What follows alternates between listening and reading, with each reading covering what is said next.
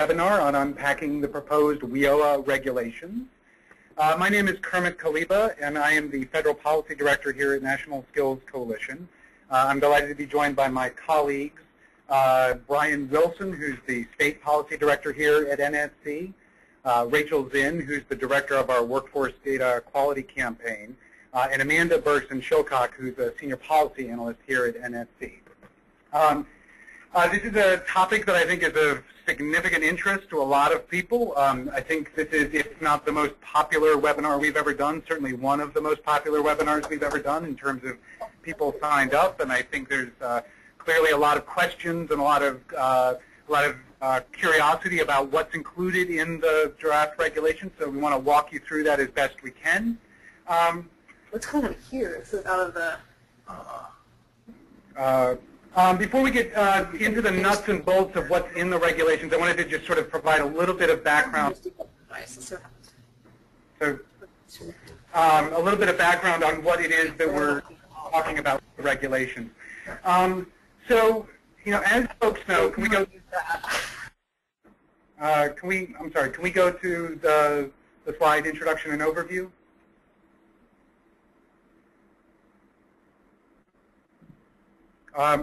Okay, so as folks know, President Obama signed the Workforce Innovation and Opportunity Act into law back on July 22nd of 2014. Now, when he signed the law, that triggered a set of specific statutory deadlines that governed the implementation of the law, that covered both requirements for the core programs, the state and the local partners, and how they had to carry out the implementation of the law on the state and the local level. It also provided a calendar of implementation for the federal agencies. In the law, the implementing agencies, the primary agencies, federal agencies with responsibility for implementing the law, this is primarily the Department of Labor and the Department of Education, are required to issue final rules governing the implementation of WIOA by not later than 18 months after the date of enactment. In this case, that's January of 2016. So, and the rules are very important. The final rules are very important in the implementation of any law for a couple of reasons. The rules are important because they describe how the agencies intend to interpret and implement the various provisions of the law, how they intend to carry out their responsibilities under the law, and how they expect states and local areas and the core programs that are funded under the program to carry out their responsibilities.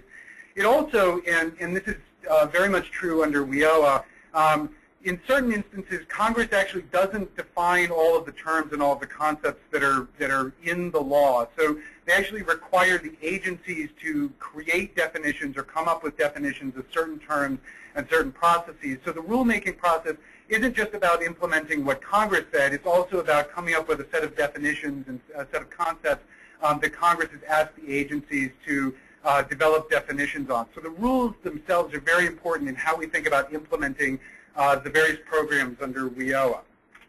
Next slide, please.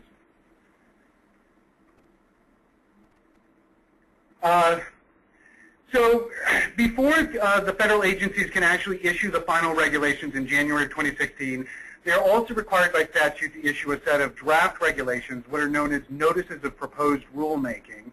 And the agencies, the Department of Labor and the Department of Education, issued their 5 notices of proposed rulemaking covering all of the core titles under WIOA. Just last week they were published in the Federal Register, and you can see there are 5 NPRMs and they cover a range of different topics. The purpose of the NPRMs, what we're calling the NPRMs, the Notices of Proposed Rulemaking, is for the agencies to signal to the field, this is how we think the final rules are going to look. But also to provide an opportunity for stakeholders and the general public to submit comments on the proposed definitions and the proposed rules, get feedback and input from the field on whether or not the rules are going in the right direction. I think it's important to note as we head into sort of talking about the nuts and bolts of the proposed regulations that throughout the regulations, or throughout the draft regulations, the agencies are very clearly signaling that they're interested in input on certain topics. They're very much interested in hearing from stakeholders about whether or not their interpretation of the law is correct, whether or not the definitions that they've come up with are the appropriate definitions, whether or not there are ways in which they could choose to interpret the law differently that would make it easier to implement and more effective to implement the provisions of the law. The public comment period started on April 16th when the NPRMs were published in the Federal Register. The public comment period is open for 60 days, so it closes on June 15th of 2015. We very much encourage National Skills Coalition will certainly be issuing comment or submitting comments. We're also encouraging folks in the field to submit comments, review the draft regulations, and submit comments if there are topics that are of interest to you. Next slide. So we're going to dig into the details in just a second. I want to just make a couple things clear. So there were 5 notices of proposed rulemaking that covered over 2,000 pages. So we're not going to be covering every single topic that was covered in each of the NPRMs. What our goal today to do is to hit on a couple of the key topics where we think they are of particular interest to folks out in the field, or where the agencies have created a definition or come up with a definition that's new, or where there was a lack of clarity in the actual statute. You can see these are the general topics that we're going to be covering today. I do want to remind folks that we will have an opportunity for questions at the end of the webinar. We want to try and answer all of your questions. So if there's a topic we don't cover, if there's something we don't address, please make sure that you submit those questions in the question box at the side of your screen. We're very interested in making sure that we respond to all of your questions. If we aren't able to respond to you today during the webinar, we will certainly try to respond to you directly afterwards. And we'll likely do also an FAQ document that we'll send out to folks after the webinar. With that said, I'm going to go ahead and turn things over to Brian Wilson, and he will start talking to us about unified and combined plans and the draft regulations. Thank you, Kermit. The proposed regulations provide some more information regarding unified and combined plans by the states.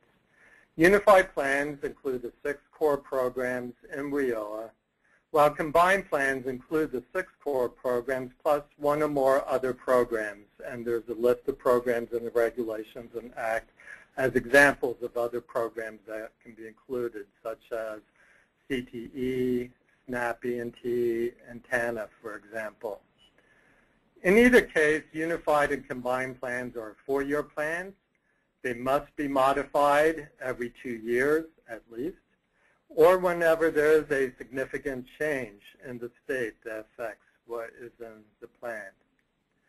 States may submit modified plans, though, as indicated at any time, including by adding another program to a combined state plan.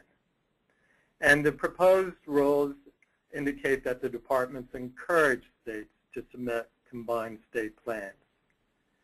While the proposed rules are pretty modest in the new information they do provide to states and local areas in the area of unified and combined plans, they do clarify that states may add programs to their state plan at any time during their 4-year plans, of course subject to the approval of the appropriate federal department, and that the Departments of Labor and Education strongly encourage states to submit combined state plans. Turning to regional planning, if I can have the next slide, thank you. Governors must designate regions of the state. They must do so in consultation with local elected officials and boards. However, in the end, it is the governor's call. The governor may assign 2 or more workforce development areas to a region, or may indicate that a single workforce development area constitutes a region. Excuse me. If the governor assigns 2 or more WDAs to a region, those areas are required to coordinate regional service strategies, regional sector initiatives, collection and analysis of regional labor market data, must coordinate administrative costs, partnerships with economic development agencies, and they must coordinate negotiation of local performance targets. Local plans within a region must be incorporated into the regional plan, and the regional plan must include a description of all those mentioned coordinated activities. So this is a very significant addition in WIOA compared to WIA, and the proposed regs provide some additional clarification on this. Now turning to performance accountability. States and local areas will be held accountable for the 6 primary indicators of performance that are in the statute. Now, we don't have time to go into detail on each of the 6 indicators, but I do want to offer some comments and information regarding some of these 6 indicators. 2 of the 6 are employment indicators. Employment in the 2nd quarter after exit and employment in the 4th quarter after exit. It's very important to note that these are not traditional measures of entered employment or employment retention. Employment in the 2nd quarter after exit is among all exiters. It's not limited to entered employment among those who were unemployed at registration. Employment in the 4th quarter after exit is also a measure of all exiters. It is not a measure of retention of employment that was held during the 2nd quarter after exit. The departments, however, do indicate that they may collect or report information on traditional entered employment and employment retention. Presumably, this would be for information purposes only because these are not performance accountability indicators that are in the Act. Next slide, please. One of the new indicators in WIOA compared to WIA for Title I is a measure of skill gains. The departments indicate that they are considering a number of what we could call sub-measures of skill gains. Examples of what they are considering are improvements in functioning levels, indicator traditionally used in adult education, transcripts of educational units completed, passage of skill exams, and industry skill standards demonstrated. And these are some of the things that are being considered. Another new measure in WIOA is effectiveness in serving employers. The departments named 3 measures that they are thinking about using for this indicator. One of these is employment retention. The percentage of individuals who are employed during the 2nd quarter after exit who are still employed with the same employer during the 4th quarter after exit as an indicator that the employer must have been satisfied with their work. Another option the department is considering is repeat employer customers. Employers who are served by a program who come back at a later period of time for service again from that program as some proxy of the employers being satisfied with the services that they received. A third option the departments are considering is the market share of employers being served. What percent or number of employers in the state or in an area are being served by a program or by the WIOA programs as a whole. The departments strongly indicate that they are still working on defining these 2 new indicators and really are seeking comments. For example, one of the questions is in effectiveness of serving employers, should it be based upon program by program, or should the 6 programs in WIOA be considered as a whole?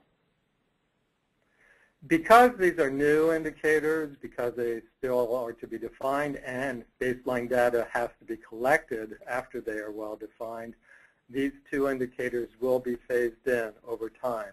They will not be operationalized next year. Next slide. Turning to performance goals and sanctions, states under the proposal would be held accountable for achieving at least 90% of their negotiated goal for each of the 6 overall, what are called overall program scores, 90% goal for each of the 6 overall indicator scores, and at least 50% of the goal for each indicator, and there are 34 indicators in all across the 6 programs. Now, the overall program score is based upon an average. So, for example, let's take adult education. It would be the average compared to goal that adult education achieves across each of the 6 primary indicators of performance. So the average performance against goal for the 6 indicators for adult education. And this would be the same for the other 5 programs. The overall indicator score is based upon an average score on each indicator. So for example, for the indicator of employment in the 2nd quarter after exit, if one takes was the result compared to goal for youth, adults, dislocated workers, adult ed, Wagner-Pizer, and book rehab, and average them, that is the overall indicator score for the indicator of employment in the 2nd quarter after exit, and the threshold is achieving 90% of that goal. For states that do not achieve these thresholds 2 years in a row, the sanction is a penalty of 5% of the 15% state set-aside funds that could be authorized under, that are authorized but might not be appropriated under WIOA Title I. So if you do the multiplication, 5% of 15% is actually 0.75% of the funds available under WIOA Title I, or WIOA Title I, excuse me. Next slide. As indicated, the departments are seeking comments, and they've issued some of the questions that they really would like to have comments, feedback on. As I indicated, for example, should exit, the performance indicators are tied to exit participants. Should that be defined as exit from a program? Or should be exit from all WIOA services, that the individual is no longer being served by any of the 6 programs in WIOA. Another question is indicated, should the effectiveness in serving employers be measured for each program or for WIOA as a whole? For the overall indicator score, when those scores are averaged across the 6 programs, should each program count equally, or should they be weighted by, presumably by the size of the program? The departments also would like to know, should there be information collected on customer satisfaction, not that it would be used as a accountability indicator. And the proposed thresholds of 90% on the overall program and indicator scores and 50% on each and every one of the 34 separate indicators. Are those the right thresholds? What should those be? Next slide. Finally, in the area of performance and accountability, I want to talk a little bit about eligible training providers, because there are some significant changes here from WIA.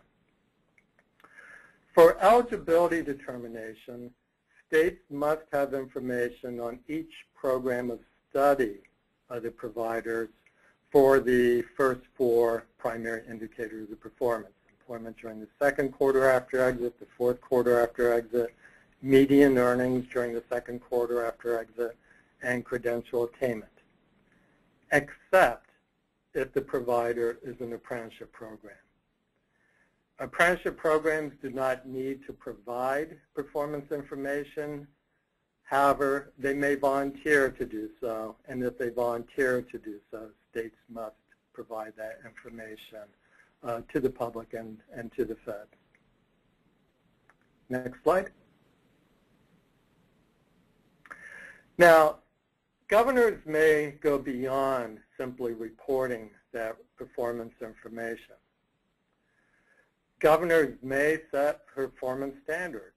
So governors may say during the second quarter after exit, in order to be eligible, a program of study may, for example, 60% of the students must be employed in the second quarter after exit. Governors do not have to set such standards. They may set such standards. Also, while governors may provide information and set standards for individuals who are actually funded by WIOA Title I, they may, in doing so, consider the performance of the program of study of the providers for all students, not just those funded by WIOA Title I. And in fact, for federal reporting requirements, states must report performance for all students at the eligible training providers for each of their programs of study, for all students, not just those funded by WIOA Title I. And one might note that since this is required for federal reporting requirements, it would not be any additional burden of data collection to use information on all students for eligibility determination by the states. With that, I'm going to stop my comments and turn it over to Rachel Zinn. Hi, thanks, Brian. So I'm just going to talk a little bit about some of the clauses in the regulations that do some interesting things with data access and use that enable the kind of performance reporting, especially for eligible training providers, that Brian just went over. So the most significant thing is that the regulations clarify the definition of public official for the sake of the ability to share unemployment insurance wage records. So public officials include state education agencies, post-secondary commissions, boards of regents, and technical and community colleges. This clarification is really important because now education entities within the states can get individual wage records and match those records with WIOA participant data in order to get aggregate outcomes for particular eligible training providers and programs. In addition, the WIOA regulations start to think about ways to enable better access to wage data across state lines. There's a commitment by the departments that they will look at renegotiating the agreement for the wage record interchange system, which allows states to share their UI wage records for purposes of performance reporting mandated by law.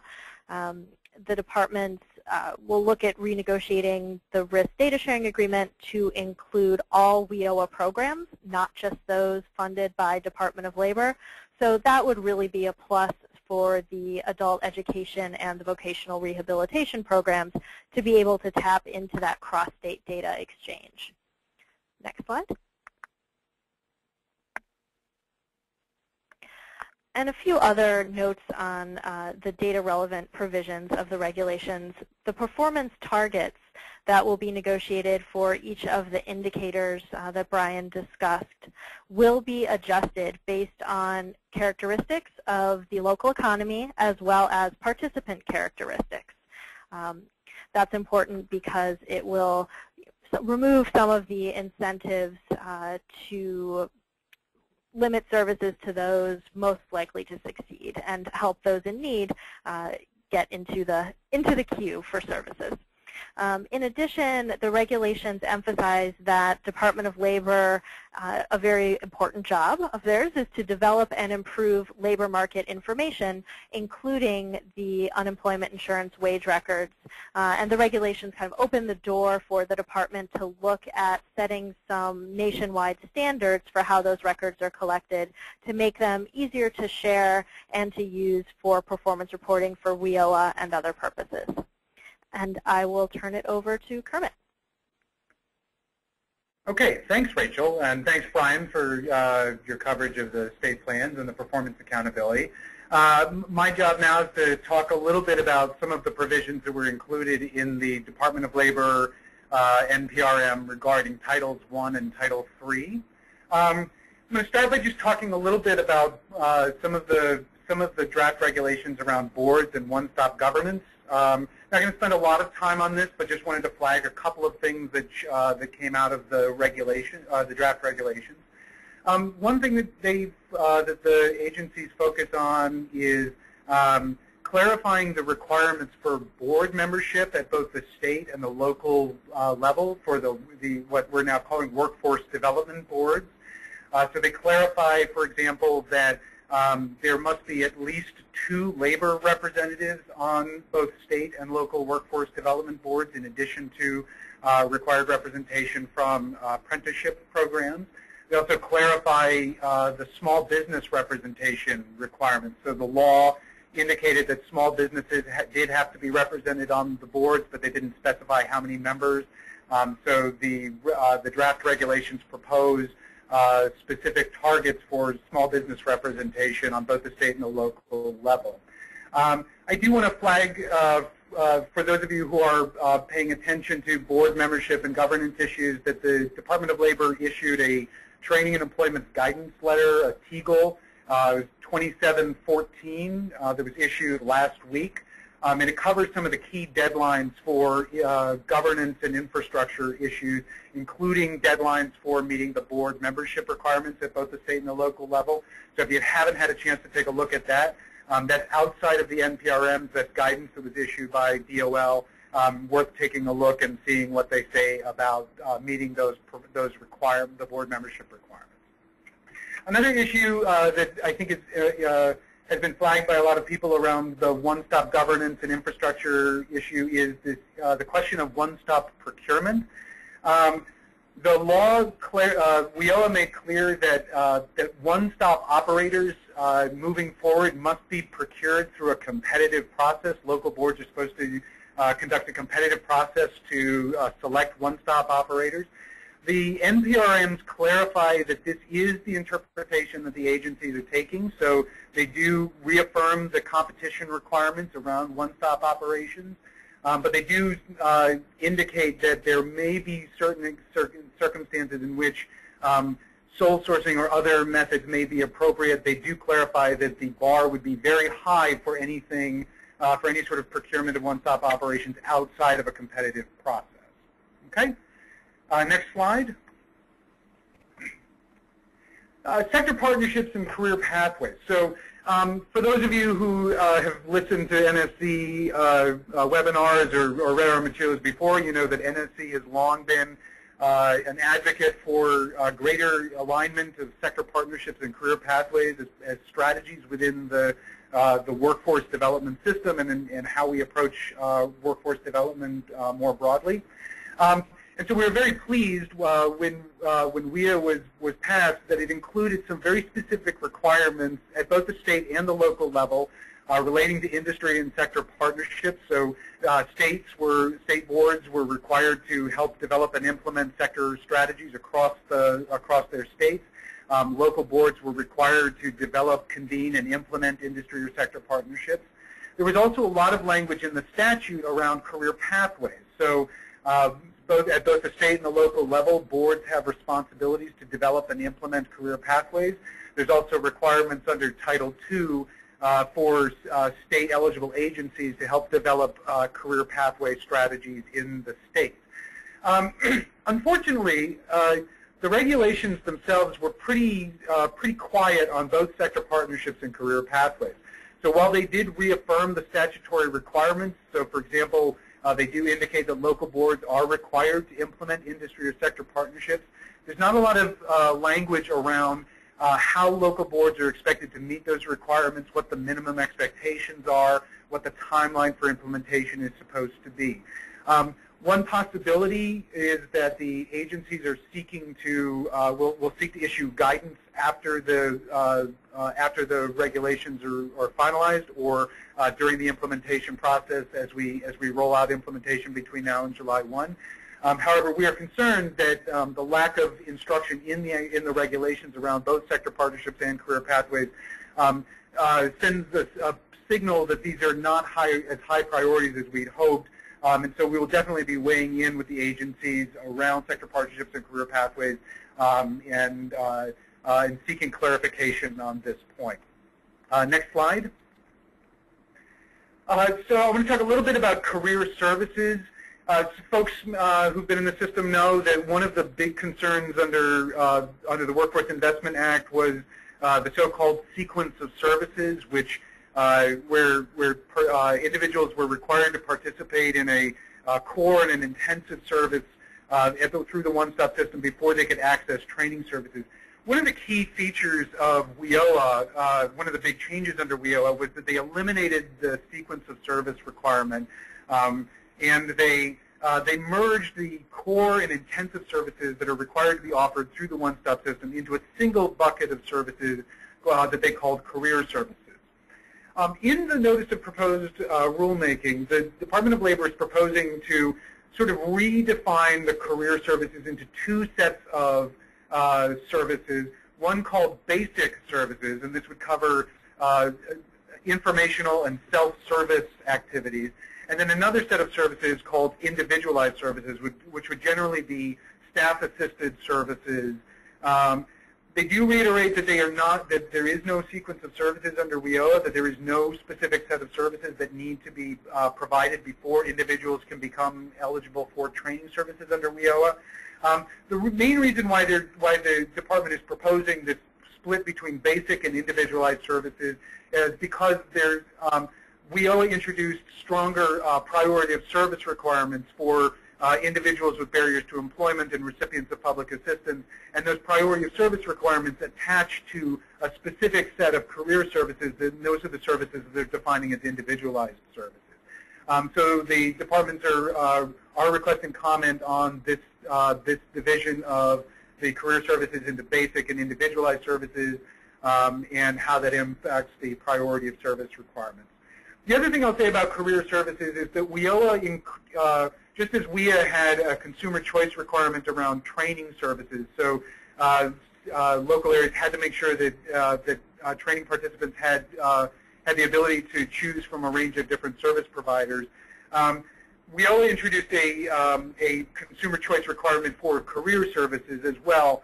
And so the draft regulations indicate that in order to meet this consumer choice requirement, local boards need to be looking at the total range of career services that they want to offer, and identifying both career services that can be offered through the one-stop operator, but also potentially seeking out other providers of career services that they can secure through contracts, particularly for individuals who are with disabilities and individuals that need literacy services. Next slide. Training services. I'll just flag a few things about training services under the NPRMs.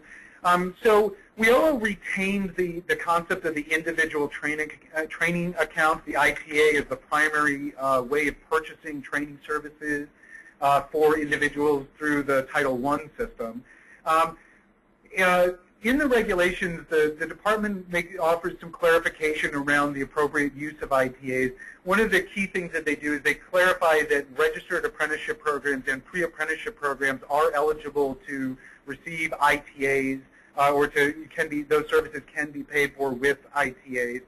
They also make a decision, kind of a reversal from the regulations under WIA. Under WIA, the regulations made clear that ITAs were not an appropriate use of funds for youth participants, individuals who are enrolled in youth programs. In the WIOA regulations, in the draft regulations, they indicate that they are sort of reversing that, and they are suggesting that individual training accounts may be an appropriate use of funds for OSY participants who meet the age requirements. So if they're between the ages of 18 and 24, ITAs may be an appropriate way to pay for services for those individuals. Another thing to sort of flag around training services in the draft regulations is the proposed regulations around incumbent worker training. So WIOA really expanded the option to use adult and dislocated worker funds at the local level to support incumbent worker training. local areas can use up to 20% of their combined adult and dislocated worker funds to support incumbent worker training. The department has some proposed regulations around the appropriate use of incumbent worker training, but they are very much seeking comments from the field about what the regulations ought to say, and they're particularly looking for comments on three things. They are interested in, or they are proposing that the appropriate way to structure incumbent worker training is a scenario in which an individual would receive training that would give them the skills to be able to advance within an organization and then allow another individual to backfill their position. So the Department of Labor is seeking comments on what's the best way to structure incumbent worker training through the regulations or through guidance to make that possible. They're also seeking input from the field around what should be incumbent worker eligibility. So they're proposing that in order to be eligible for incumbent worker training, an individual should be on the job at that particular employer for at least 6 months. They're also looking for input on competitiveness. So the statute requires that local boards factor in the competitiveness of individuals and of employers when thinking about issuing incumbent worker training funds. But the agency is seeking guidance on how they should think about competitiveness and how that should be defined. The last thing I'll say about training is they clarify that all training providers except those that are providing OJT or customized training need to be on the eligible training provider list. This is a clarification that was necessary because they expanded the list of exceptions to individual training accounts. So the clarification indicates that while there are other ways that you can pay for training services outside of the ITA structure, those providers still need to be on the eligible training provider list in order to receive funds. Okay. Next slide. All right. Last but not least, I'll touch on a little bit on youth services. I'm not going to go into a tremendous amount of detail on youth services. I think folks are fairly familiar with the changes to the OSY, the out-of-school youth requirements, the shift to prioritizing out-of-school youth, and the work experience requirements. A couple of things to just flag here. The agency does indicate in the preamble to the regulations that they are defining work experience as the most important program element for youth services moving forward. This is because there's now a minimum expenditure requirement for youth work experiences. That's I think, an important signal that they're sending that they really do want to see youth contracts moving more towards providing meaningful work experiences for youth participants in line with the statute. They also define a range of different terms that either haven't been defined or are new under WIOA. One of the things that they define is occupational skills training as one of the youth program elements that was not defined under WIA. They clarify that local areas must prioritize services leading to post-secondary credentials as they think about their youth services. The last thing they do, and I think this is, they clarify the appropriate duration of youth services. So one of the things they indicate is as they've been looking at youth programs across the country, that they've seen circumstances where youth are being exited before they're ready to enter into the labor market or into post-secondary education. So they clarify that the appropriate length of youth service is the amount of time it takes to prepare youth for entry into employment or into post-secondary education. So useful clarification about the appropriate length of services. And so that's all I'm going to say about the Title I section. And then without further ado, I'm going to hand this over to Amanda Bergson-Shilcock, and she's going to talk about some of the provisions under Title II NPRM. Great. Well, thank you so much, Kermit. And just as a clarification, again, I'm going to be talking about Title II, which includes adult education, English language, civics, adult basic education, and high school equivalency. It's also known as ASLA, or AFLA, the Adult Education and Family Literacy Act. So you'll sometimes hear me refer to it as Title II and sometimes as AFLA. So one of the things that the preliminary regulations or the proposed regulations do for Title II is really create a more uniform and standardized process for a number of things that have previously been handled more informally. And that includes things like reviewing and improving tests that can measure changes in educational functioning levels under the national reporting system. Now, some things are being included in regulation for the first time, and other things are being backed out of the regulatory framework and, in fact, being put into information collection, which basically gives more freedom for the agency to update them more regularly without needing to go through the formality of the regulatory process. So one change that is happening in the regulations is a proposal that the state must specify in its assessment policy a target for all pre-tested students who both meet the threshold of instruction and take a matched post-test. This is something that states already have to do, but in a less formal way. So this would make it a more formal requirement. And the goal here is to ensure that students who come into an adult education program take a pre-test, that there's a real effort made to have those students persist long enough to meet the threshold of instruction and to take a post-test so that their learning gains can be measured. And then finally on this topic, the Notice of Proposed Rulemaking does remind folks that the Department of Education is currently in the process of revising the National Reporting System descriptors for the educational functioning levels. And so that is being taken out of regulation. It's being proposed and being put into information collection. There are a couple of other key things that happen in Title II, and I'm going to talk about those in the next slide. Can you go to the next slide, please? Okay, so one thing that happens is a more thorough articulation of the required elements for integrated education and training programs. Those required elements are adult education and literacy activities, workforce preparation activities, and workforce training. There's also a requirement that programs balance the proportion of instruction across those three components that I just mentioned, and that they deliver the components simultaneously, and finally, that they use occupationally relevant materials and that they develop a single set of learning objectives across the three components. And again, those three components are adult education and literacy activities, workforce preparation activities, and workforce training.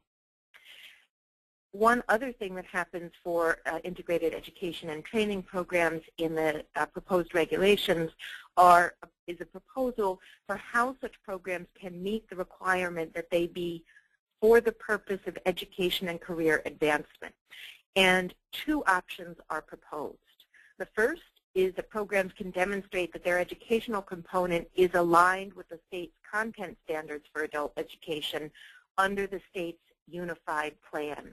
And you heard earlier in the webinar that states will be required to submit a unified plan at a minimum and may have the option of submitting a more robust combined plan. And then the second option that states have for demonstrating how integrated education and training programs can meet the requirement that they be for the purpose of education and career advancement is that if that program is a part of a career pathway as defined under the WIOA statute. And as you heard Kermit say earlier, one thing that's a bit disappointing about the regulations is that there really isn't a lot of additional language or information about career pathways beyond the definition that was already codified in the statute. So we're very eager to see more details on that, and we'll certainly have things to say about that in our own public comments. Next slide, please.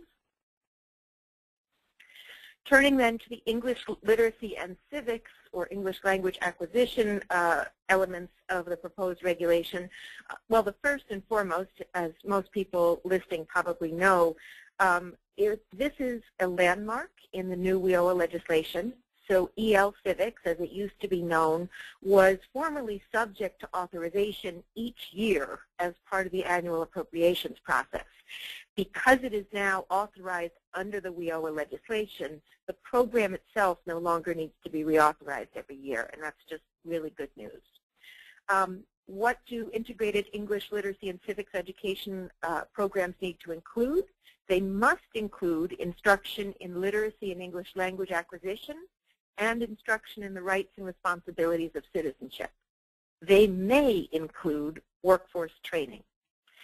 And it's also important that the proposed regulations again affirm that under the category of those who are eligible to receive services under integrated English literacy and civics education are individuals who are English language learners, including immigrant professionals or professionals with degrees and credentials obtained in their native country.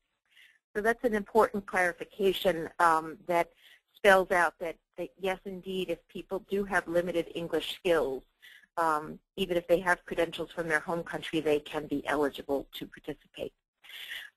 Other key elements of integrated English literacy and civics education programs should be offered in combination with integrated education and training programs and should be designed to prepare English language learners for employment in in-demand industries and be integrated with the local workforce system.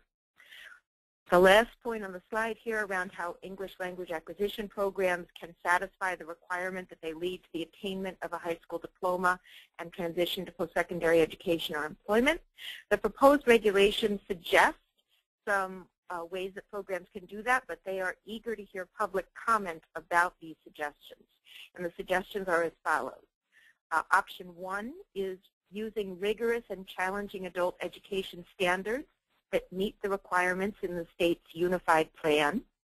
2, providing supportive services that assist participants to attain high school diploma or equivalent and transition to post-secondary education and training. Or 3, designing the program to be a part of a career pathway. And again, not a lot of information presented on the career pathway element. And my last slide, if we can move to that. Talking about adult education providers broadly, that is entities that may be providing any of the services and programs I've just been talking about. The proposed regulations solicit public comment on how prospective adult education providers can demonstrate their effectiveness. And essentially their proposal for how programs can do that is by providing performance data. In particular, providing performance data on its record of improving skills of low literacy individuals and who are eligible for such programs, and its outcomes for participants in employment, in high school completion, and in transition to post-secondary. And these are the same performance requirements for programs that have already been funded, previously been funded under AFLA, as well as those that are not previously funded under AFLA. So again, soliciting public comment on those proposed ways that providers can demonstrate their effectiveness. And then finally, the proposed regulations reiterate that local workforce investment boards must review adult education applications for program funding, and it outlines what those proposals must include. I'm going to wrap up here and hand it back to Kermit, who's going to take us through the end of the webinar and then on to questions with Angela. Okay, and thank you, Amanda. Thank you, Rachel. Thank you, Brian, for the coverage of all of those different elements. And we recognize that we weren't able to cover everything that's in all of the NPRMs, but hopefully this answered some of the questions that folks have on the call. What we're going to do now is we're going to transition to our question and answer section. We want to make sure that we provide plenty of time for folks to ask any questions they may have or get clarification on anything that we may have said. If you want to submit a question, we'd ask you to submit your questions in the question box that you see in the webinar browser. I'm going to hand this over now to Angela Hanks, our Senior Federal Policy Analyst, and she's going to walk us through some of the questions that we've already gotten from the field. If there's a question you want to get asked or answered that we don't get a chance to cover today, we will certainly try to get back to you after the webinar. And like I said, we will likely post a frequently asked questions document with written responses to all of the questions that we don't get to today. So without further ado, let me hand it over to Angela to start asking questions. Okay, thanks, Kermit. Our first question is from Elaine Craig, and it's for Kermit. What are the 6 core programs? Okay, so that's a great question, and Brian covered this a little bit in his presentation. So when we talk about the 6 core programs, when we talk about the core programs under WIOA, We generally think of them as the 6 programs. So there's the adult, the dislocated worker, and the youth programs under Title I. The Title II program, the adult education program, covered under Title II. The Wagner-Pizer employment services under Title III, and the vocational rehabilitation programs that are covered under the Rehabilitation Act under Title IV. The reason why we consider these 6 programs rather than just thinking of Title I as a single program is because they have different programmatic and performance requirements, and so it's usually, from our perspective, it's usually easier to think of this as 6 separate programs rather than just the 4 titles. Okay? Great. Our next question is for Brian. It's from Marianne Kachalko. In regard to coordinating regional plans with local plans, are the regional plans to be determined first, or are the local plans to be created and integrated into the regional plan? I do not recall any timeline indicated, but there is the language that the local plans are to be attached to the regional plan, so that obviously cannot occur until there are local plans. So I would say that the regional plan is not complete without the local plans being completed first. Okay, our next question is for Kermit, and it's from Usha Narayan. Who will ensure that there is a collaboration among different partner agencies? How will it be guided?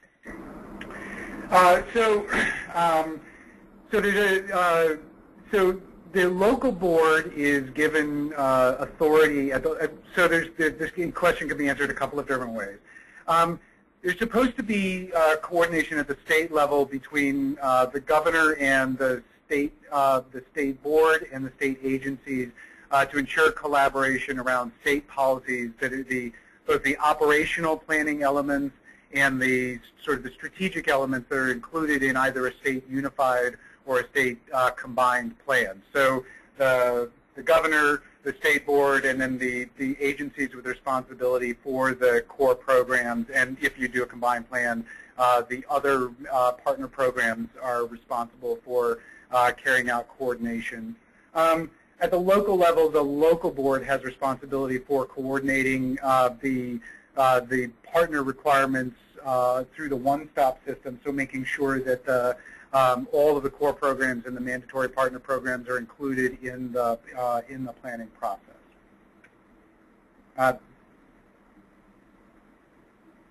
Okay, our next question is from Lisa Gard, and it's for Brian. Can you review the performance and accountability for employment? Sure. There are 2 primary indicators of employment. One is the employment rate among all exiters in the second quarter after they have exited. And the other employment indicator is the employment rate among all exiters in the fourth quarter after they have exited. For both of these indicators, states are required to use UI wage records.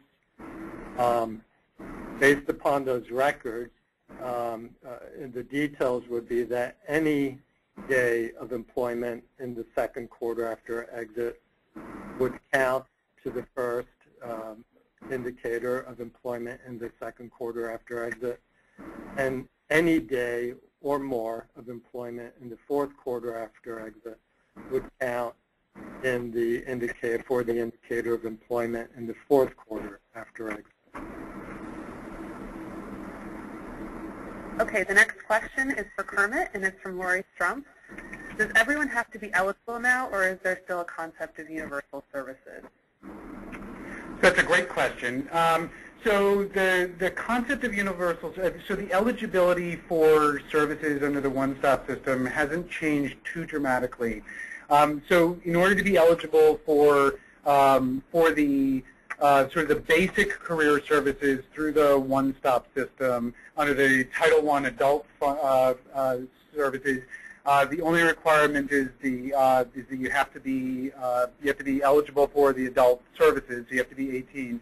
The one thing that's different about the access to services now is that the priority of service requirement attaches to certain career services for individuals with barriers to employment, individuals with who are recipients of public assistance, and people who are basic skills deficient. So what that means is for some of the career services, particularly the staff-assisted services, there is now a priority of service requirement that has to be implemented at the local level to make sure that those individuals get access to services. For dislocated worker services, the requirements are really essentially the same. In order to receive career services under the dislocated worker program, you still have to meet the dislocated worker eligibility requirements. One thing to clarify is that the priority of service requirements that must be implemented at the local level do not apply to the dislocated worker program under Title I. They only apply to the adult program under Title I. So as you're thinking about implementing this, the idea is that all services are supposed to be, there's supposed to still be universal access for all job seekers, and folks are still supposed to be able to get access to the informational and self-services. But it is important to keep in mind that for certain career services, there is now this priority of service requirement that has to be implemented at the local level. Okay, the next question is for Rachel Zinn from Mary Kay Devine. So this is a two-part question. The first part is please recommend a resource for additional info on increased access to wage data mapping to education entities. And the second part is how did the WIOA data provision impact the state longitudinal data systems efforts? Great, thanks. Those are really good questions. So for more resources on the increased access to wage data, so WDQC, Workforce Data Quality Campaign, we probably will be coming out with some additional documentation, and I suspect that the Department of Labor will also. I don't have anything off the shelf to recommend right now, but certainly happy you have my contact information, so certainly happy to chat about that offline. And in terms of how the WIOA provisions influence state longitudinal data systems, I think that remains to be seen. It seems like the WIOA regulations with the clarified definition of the public official will free up states to have more flexibility around how they decide to set up their systems to do some of this matching, because there's more flexibility for the UI wage records to be shared for specific purposes. So it seems like states may be able to work out different arrangements and have, instead of solely the state workforce agencies and the UI shops doing the matching to get some of these performance outcomes, some of this may be freed up to happen at the education agencies or even at some of the quasi-governmental education entities like boards of regents. So we're definitely going to keep an eye on it and see how states are deciding to implement these regulations and see what kinds of models are emerging to incorporate state longitudinal data systems and negotiate new data sharing agreements to meet these performance reporting outcomes. So stay tuned. Okay, this next question is for Kermit. What are the resources available for WIBs to help implement these changes? Will there be additional DOL innovation or other TA grants coming out? So that's a great question. So ever since, really since the WIOA was passed, the Departments of Labor, Education have been issuing operating guidance and to help all of the different stakeholders who are in charge of implementation at the state and local level start to transition from the requirements under WIA to the requirements under WIOA. I mentioned earlier on the call or on the webinar that the Department of Labor just issued some operating guidance around state and local governance. So that specifically talked about the board membership requirements and the deadlines that need to be met in order to be compliant with the law. There's also been some guidance that was put out in March around transitioning to youth services. So if you have not had a chance to take a look at that guidance, I would go do that. They've also issued some. There was some guidance that came out from the Department of Labor last week that clarified the use of rapid response funds to help pay for WIOA transition activities. So if you're interested, you can take a look at that TEGL.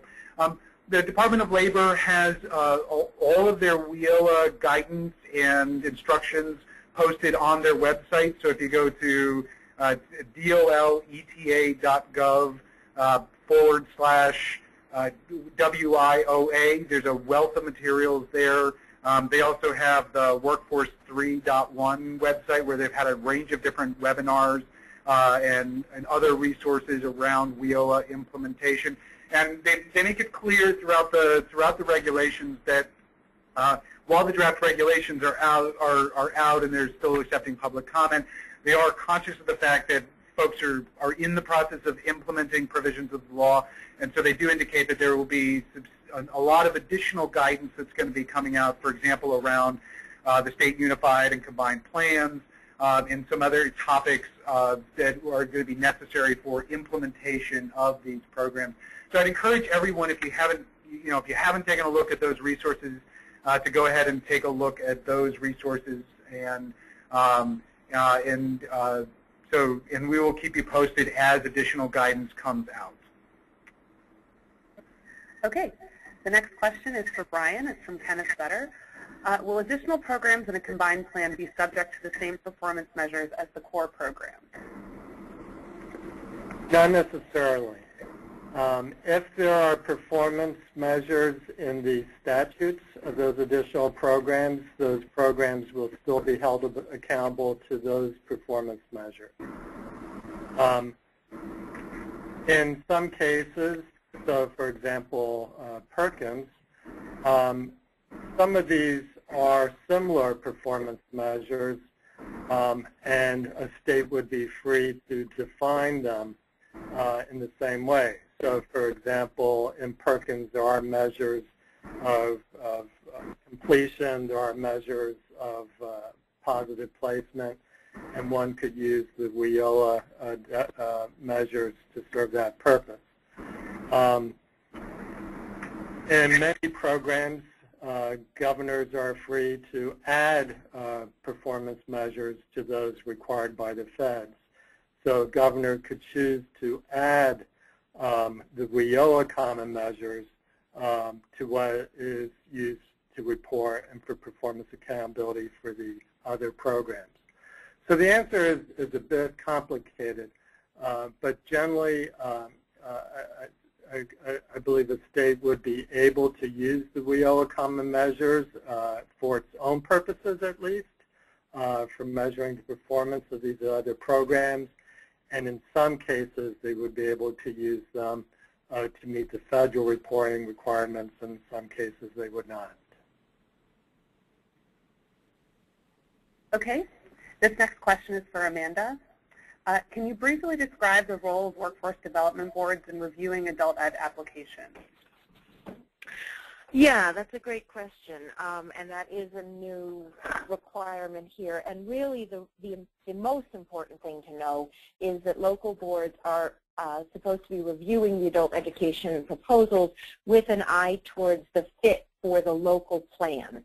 So that's the most important thing to know. There is a short series, which I'm not going to read all of here on the webinar, of requirements that are spelled out in the regulation of the different components that are supposed to be in each proposal.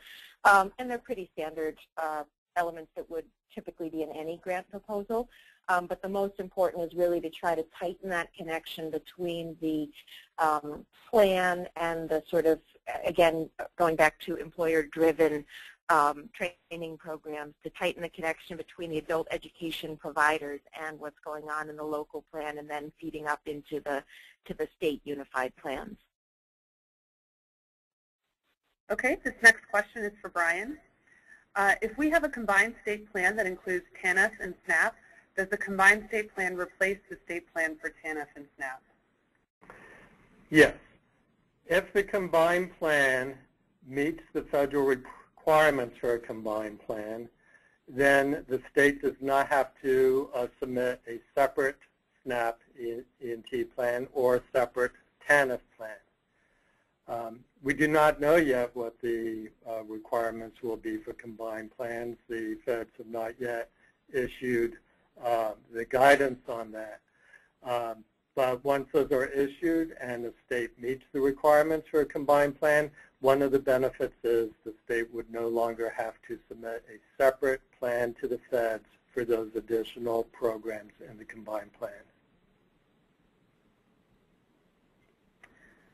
Okay, this next question is for Kermit. What would you say are the top 3 advocacy opportunities for WIOA implementation and/or expansion? Oh, okay. That's a big question, and I'm actually I'll offer a couple of thoughts, and then I'd be interested in having Brian and Rachel and Amanda also comment on this. In terms of the regulations themselves, I think certainly National Skills Coalition, we have long been advocates for greater integration of industry and sector partnerships and career pathways as key best practices in the workforce development system and the way we approach skills development, both for job seekers and for employers. As we mentioned during the webinar itself, the coverage that was included in the draft regulations themselves was pretty sparse. So we will certainly want to weigh in on with the departments on what we think ought to be included in the regulations or what we think ought to be included in guidance around both of those issues or both of those areas, industry and sector partnerships, and then also career pathways. Those will most certainly, as we develop our comments, and we'll make those comments available to the field, those are going to be 2 of our primary topics of interest. Brian, Rachel, Amanda, other thoughts on this? Yeah, I mean, it's hard to say for sure what rises to the top. But in addition to sector partnerships and career pathways, advocating for them and stronger regulations, I guess another one that would be somewhere around the top would be on the eligible training providers. The language in the Act and in the proposed regulations really provide an opportunity for states to create as universal as possible of consumer scorecards that would show what is the performance of all forms of post-secondary education and training programs, programs of study at each type of provider, so that students, potential students, anyone can look up on the web, if I go to this program or that program, what are the typical results in terms of completion rates, the percentage of people who find jobs, and how much those jobs pay. That would be a real resource to the public, and WIOA provides a real opportunity for that, and something that would want folks to advocate for. Rachel or Amanda, any thoughts on some of our, what we think might be some of our advocacy priorities for WIOA implementation or expansion? Yes. So the area that I think is really key to look at is inclusive state planning processes. New Jersey has just held a 2-day WIOA planning conference. A lot of states are working on their either unified plans or potentially combined plans, but making sure that the full range of stakeholders is at the table in developing those plans is key to making sure that the full range of constituents are actually served by the services as they're being implemented. And that includes adult education organizations and service providers. It includes immigrant service providers. It includes community colleges. So we really, I think, would like to see that as states are engaging in that planning process, they're thinking as broadly as possible, and in states where maybe they aren't thinking that broadly, that folks in the service provider provider or practitioner community are advocating with their states to get themselves a seat at the planning table and be part of that process of developing that statewide plan. Okay, terrific. And I do want to, we've said this at the outset of the webinar, and we've said it a couple of times throughout the course of the presentation. If you want to reiterate that this is an opportunity, the NPRMs themselves really are a unique opportunity for stakeholders in the field, for members of the public to weigh in on the department's respective interpretations of all of the WIOA provisions. This really is, if there are topics that are of interest to you, to your organization, if you think that they, whether it's you feel like the agencies really hit the nail on the head, or you think the agencies need to go back and do some work, there are also a number of different areas, as we've outlined throughout the course of the webinar, where the agencies really are seeking feedback and input from the public about how should we think about interpreting these provisions, how should we think about, for example, the employer effectiveness measures and measurable skills gains. So there really is not just an opportunity for the field to be weighing in, but I think a real, I think the agencies really are interested in hearing from the stakeholders who are going to be responsible for making this system work. They're interested in hearing from you about what works about their proposals and what's not working, so that we can make sure that when the final rules are issued in January of 2016, that we've got the system where it needs to be in order to be successful, so that we're really meeting the needs of workers and employers in meeting in making sure they have the skills that they need to be successful in today's labor market. Any other questions, Angela? No, that's all we have, and it looks like we're at time. Okay. So, all right. Well, so I want to say thanks again to my colleagues, Brian, Rachel, and Amanda, for their great presentations, and I want to thank everyone who's participating in the webinar for dialing in and participating, and for all the great questions. You see on the screen we have our contact information. So if there are questions that did not get answered and you're unable to get them in through submit them through the webinar window, you can always send questions to us. Our email addresses are posted here, and you can also find our contact information on the National Skills website, National Skills Coalition website at nationalskillscoalition.org. And we thank all of you for your participation, and with that, I think we'll bring the webinar to a close. Thank you very much, everyone.